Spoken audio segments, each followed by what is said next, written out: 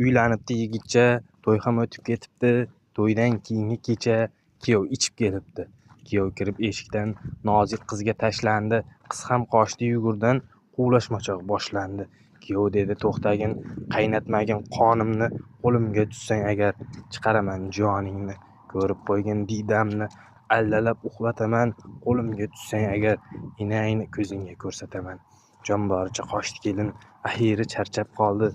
Kuyov ana shundan keyin kelinni ushlab oldi.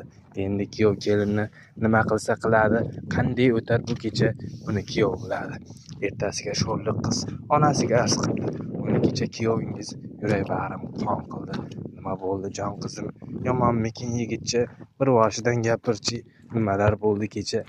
Kecha ichgan kuyovingiz oldin rosa quvdilar, tutib olib oxiri tong otguncha urdilar.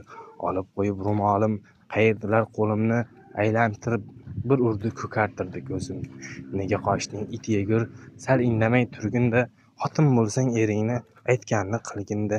Na qilayin onajon, ozgina siljib mana, bu alkash kuyovingiz tonggacha uxlatmadi. U quvladi, men qochdim, charchoq nima bilmadik. Shu desangiz onajon, tonggacha xola o'ynadik. Hech narsa bo'lmabdi-ku", deya ona kulibdi. "Qizim hali oldingda qancha kecha turibdi. Endi senga Allohdan sabr toqat tilayman. Kelgusi hayotingda omadu baxt tilayman. Uylanmagan bo'ydoqlar xola o'ynamanglar. Hazillashib birovni qizini qiynamanglar."